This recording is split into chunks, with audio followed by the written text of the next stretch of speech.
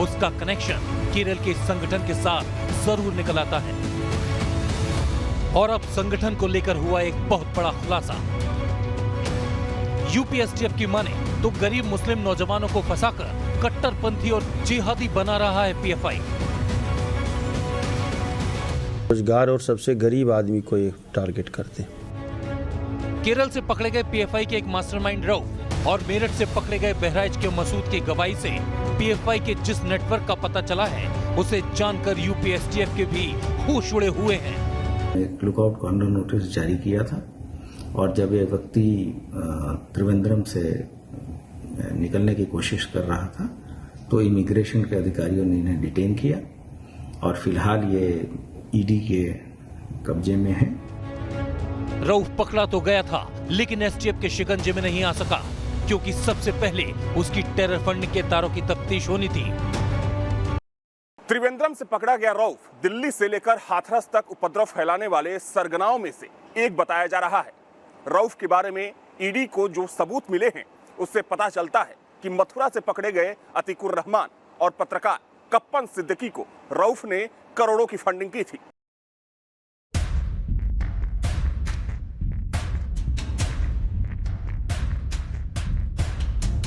शुरुआती तफ्तीश में ही बड़े नेटवर्क का खुलासा हुआ। पता चला कि पीएफआई के रऊफ शरीफ, केरल के फर्जी पत्रकार सिद्दीक कप्पन और मथुरा से पकड़े गए अतीकुर रहमान के खातों में पिछले 2 साल के अंदर 2 करोड़ रुपए के फंड ट्रांसफर हुए थे। तफ्तीश आगे बढ़ी तो पता चला कि रऊफ को खाड़ी के देशों से फंडिंग हो रही थी और इसमें से रऊफ शरीफ ने 2 साल के अंदर सिद्दीक कप्पन और अतीकुर रहमान को 31 लाख रुपए दिए थे जो आगे पीएफआई के दूसरे सदस्यों तक पहुंचाए गए थे। और विदेशों से फंडिंग तब हो रही थी जब देश में नागरिकता कानून के खिलाफ प्रदर्शन शुरू हो रहे थे। हमें अंदाजा हो गया था कि फसाद की फंडिंग का पूरा नेटवर्क बेहद खतरनाक है, लिहाजा हमने पता लगाने की कोशिश की कि ये पैसे खर्च कहाँ होते थे। बेरोजगार और सबसे गरीब आदमी को ये टारगेट करते हैं। पंचर जोड़ने वाला उसको पढ़ाने लगते हैं, उसका एडमिशन कराते हैं। कितने को तो नौकरी दिलवा चुके हैं पढ़ा लिखा के। वैसा नहीं फर्जी नहीं, पढ़ा लिखा के उसको अब आप हमारे संगठन के लिए, हमारे इस फ्रंट के लिए काम करेंगे। यूपीएसटीएफ का यह बहुत बड़ा खुलासा था क्योंकि जांच में पता चला था कि पुलिस ने मेरठ से केरल के कप्पन के साथ बहराइच के जिस लड़के मसूद को पकड़ा था उसे भी पीएफआई ने कुछ इसी तरह झांसे में फंसाया था। लिहाजा हकीकत की पड़ताल के लिए न्यूज नेशन की टीम बहराइच की ओर रवाना हुई।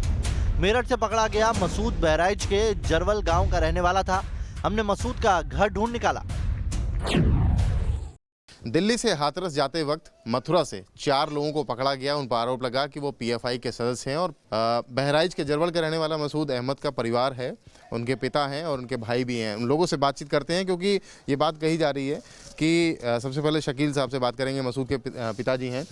ये बात निकल करके सामने आ रही है कि लगातार फंडिंग की जा रही थी, पैसे दिए जा रहे थे और जामिया में आपका बेटा पढ़ रहा था। क्या कहेंगे इस पर? इसके बारे में हम यही कहेंगे कि फंडिंग वंडिंग कहीं नहीं है, ये ऐसे फंसाया जा रहा है। बच्चा काबिल है, पढ़ रहा है, इसी वजह से लोग इसको फंसा रहे हैं। पैसे हम लोग देते थे 1000-2000, वो ट्यूशन भी पढ़ाता था, कहीं से कोई पैसे नहीं है और हम लोग देते थे अपना। इस बात को कितना मानते हैं कि पैसा उसको बाहर से मिलता रहा होगा या उस 10, 20, 50 रुपये हमसे मांगता था, यहाँ रहता था, तो हम मान ही नहीं सकते हैं ये बात। वो इमोशनल ब्लैकमेलिंग करते थे कि आप हमारी गतिविधियों में, गलत गतिविधियों में शामिल हुई? नहीं, ऐसे ये सब कुछ है ही नहीं। पता नहीं कहाँ से लोग ले आते हैं क्या कि वो कोई फंसाए हुए क्या है, ये कुछ भी नहीं है। हम लोग के जानकार, हम लोग से डेली कॉल होती थी, क्या हुआ कैसे, हम लोग को सब पता है। आरोपी मसूद के घर वालों से बातचीत के बाद ये पता चल चुका था कि ये परिवार गरीब है और उनका लड़का होनहार। इस बात की पुष्टि आसपास के मोहल्ले वालों ने भी की। लॉकडाउन लगा तो वो एक्चुअली यहाँ आया हुआ था, परेशान नहीं था। हम भी ज़रूरत पड़ती थी, कहता 100 रुपये दो तो हम देते थे खर्चा। तो इनकी हालत देख रहे हैं आप, गाड़ी बंगला सब कुछ होता है इनके पास, कुछ है यहाँ? मतलब यूपीएसटीएफ ने पीएफआई के मंसूबों को लेकर जो खुलासे किए थे वो मसूद के केस में फिट बैठ रहे थे। मसूद के घरवाले बताते हैं कि वो दिल्ली में पढ़ाई कर रहा था और ट्यूशन पढ़ाकर खर्च निकालता था, लेकिन बहराइच का गरीब मसूद मेरठ में केरल के लोगों के साथ क्या कर रहा था, इसका जवाब आरोपी मसूद का परिवार नहीं देता है। भारत और नेपाल के बॉर्डर पर देश विरोधी साजिशों और हरकतों की चर्चा काफी पहले से है। न्यूज नेशन ने भी पिछले दिनों एक तफ्तीश में पाया था कि भारत और नेपाल के सरहदी इलाकों में दोनों ओर अचानक बड़ी तादाद में मदरसे और मस्जिदें बनने लगी थी। गरीबी, फटेहाली और कम आबादी वाले इलाकों में ऐसी मस्जिदें देखकर खुफिया एजेंसियों के भी कान खड़े हैं। खुफिया एजेंसियों की माने तो उत्तर प्रदेश के 75 जनपदों में से बहराइच और मुजफ्फरनगर दो ऐसे जनपद हैं जहां पर पीएफआई ने पिछले कुछ सालों में अपने पैर पसारने की कोशिश की है और उस पर सफल भी हुआ। यानी पीएफआई अपनी जड़ें गहराता जा रहा है, काफ़ी ज़्यादा गहरी पैठ बना चुका है बहराइच और मुजफ्फरनगर में। अगर बहराइच की बात की जाए तो बहराइच में और मुजफ्फरनगर में पीएफआई के सदस्यों के बारे में जो खुफिया एजेंसियों की रिपोर्ट है उसके मुताबिक मस्जिदों में जाकर ये भोले भाले लोगों को अपना न सिर्फ पीएफआई का, पॉपुलर फ्रंट ऑफ इंडिया का एजेंडा बताते हैं, बल्कि उस एजेंडे में शामिल भी कर लेते हैं। इस गलत एजेंडे में शामिल करने के बाद उनका इस्तेमाल करते हैं और अपने नापाक मंसूबों को अंजाम देने के लिए उन लोगों का इस्तेमाल भी करते हैं। लेकिन सवाल था, महज 10-15 साल पुराने संगठन के इतने खतरनाक नेटवर्क बन कैसे गए कि उसने अरब देशों से लेकर नेपाल बॉर्डर तक साजिशों का जाल बुन लिया। इसका राज यूपी एसटीएफ ने हमें बताया। नहीं, ये सभी लोग देखिए, जो ये पॉपुलर फ्रंट ऑफ इंडिया है, इसे आज का थोड़ी 84 वगैरह से सब लोग एक दूसरे से जुड़े रहते हैं। बहुत इनके स्लीपिंग मॉड्यूल्स हैं, जो थोड़ा भी लाइट में आता है उसको बदल देते हैं, दूसरा बना लेते हैं अपना। ये तो इनकी बहुत बड़ी संगठन है, बड़ी संस्थाएं हैं, सब कई तरह से चलाते रहते हैं। यदि जो संगठन का बदनाम होने लगता है, रडार पे आ जाता है, तो उसका नाम चेंज कर देते हैं। उस व्यक्ति को भी चेंज कर देते हैं। कैसे सर? मतलब दूसरे को बना लेते हैं। स्लीपिंग मॉड्यूल्स जो है रहता है, जो कोई लाइट में आ गया, चाहे पुलिस उसके यहाँ पहुँचने लगी, तो उसको चेंज करके दूसरे के माध्यम से काम करने लगते हैं। हमें भी पड़ताल के दौरान पता चला कि केरल का पी कोया, जो सिमी का संस्थापक था, वो पीएफआई का भी फाउंडर है। पीएफआई का चेयरमैन ई अबू बकर सिमी का सचिव रहा है। पीएफआई का पूर्व चेयरमैन ईएम अब्दुल रहमान सिमी का राष्ट्रीय महासचिव रह चुका है। केरल का पीएफआई प्रदेश अध्यक्ष नसीरुद्दीन सिमी का भी प्रदेश अध्यक्ष रहा है। केरल में पीएफआई का प्रदेश सचिव अब्दुल हमीद पहले सिमी का प्रदेश सचिव था। मतलब संगठन का नाम बदल गया, लेकिन देश विरोधी हरकतें जारी रखी। और इसकी तस्दीक हमने यूपी के पूर्व डीजीपी विक्रम सिंह से भी की।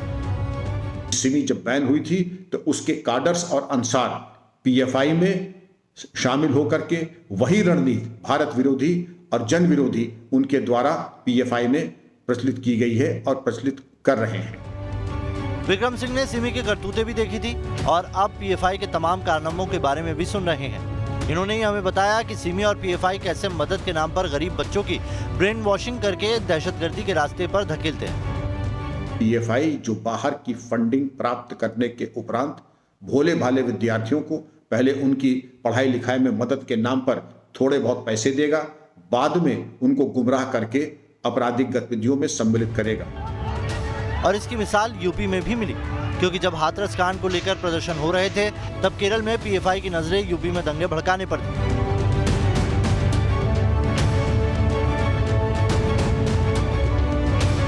हाथरस में दलित लड़की की हत्या को लेकर प्रदर्शन हो रहे थे और इस गुनाह की आड़ में एक भयानक जातीय दंगा भड़काने की साजिश रची जा रही थी। जांच एजेंसियों के मुताबिक पीएफआई ने एक फर्जी पत्रकार बनाकर केरल से सिद्दीक कंपन को सबसे पहले दिल्ली भेजा। उसके साथ में दिल्ली दंगों के आरोपी दानिश को संपर्क किया गया और साथ में प्लानिंग तैयार की गई दिल्ली में किस तरह से दंगे को भड़काना है। बाकायदा पोस्टर्स और बैनर भी तैयार करने शुरू कर दिए गए। उसके अलावा आलम से भी संपर्क किया गया, जो कि रामपुर का रहने वाला। उसके साथ में बहराइच और मुजफ्फरपुर से भी दो लोगों को, जिसमें अतीकुर रहमान और मसूद थे, उनको भी संपर्क करके बुलाया गया। इन सबको लेकर के जो सिद्दीक कंपन, जो कि केरल से जिसको लाया गया था, फर्जी पत्रकार जो कि था, उसको लेकर के वो हाथरस उनको लेके जा रहा था। लेकिन तभी मेरठ के मांड थाना इलाके में चारों के चारों पकड़ लिए गए। शुरुआती जांच में मिले सबूतों के आधार पर पुलिस के कान खड़े हो गए। जांच एसटीएफ को सौंपी गई, लेकिन भांडा फूटने के डर से पीएफआई ने प्रपंच शुरू कर दिया।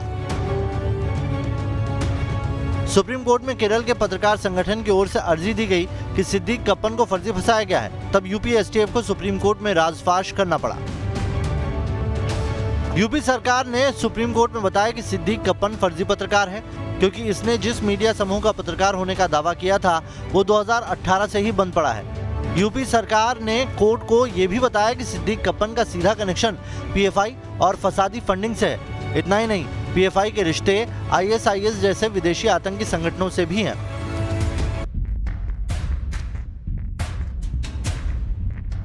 इस संगठन के जिहादी कारनामों की फहरिस्त कम लंबी नहीं है। केरल की सरकार ने 2012 में ही हाईकोर्ट में कहा था कि पीएफआई के लोग 27 हत्याओं में शामिल हैं। ये लोग आरएसएस और सीपीएम के कैडर्स की हत्या कर रहे हैं। 2014 में भी केरल सरकार ने एक रिपोर्ट दी जिसमें कहा कि पीएफआई के लोगों पर 86 मर्डर केस दर्ज है। और ऐसी तारीख रखने वाला संगठन अब उत्तर प्रदेश में सबसे तेजी से पांव पसार रहा है। हाथरस कांड की जांच के दौरान यूपी एसटीएफ की तफ्तीश में जो सुराग मिले उससे ये पता चलता है कि पीएफआई को विदेशों से फंडिंग मिल रही है। पीएफआई के लोगों का दंगे के आरोपियों से कनेक्शन है। पीएफआई गरीब मुसलमान नौजवानों को मदद के नाम पर जिहादी बनाना चाहता है। यूपी एसटीएफ और ईडी को पीएफआई के खिलाफ ठोस सबूत मिले हैं। ऐसे में आशंका है कि अगर जांच एजेंसियों के आरोपों की तस्दीक अदालत में हो जाती है तो पीएफआई पर बैन लगाया जा सकता है। बहराइच से रतीश त्रिवेदी और लखनऊ से अनिल यादव के साथ टीम न्यूज़ नेशन।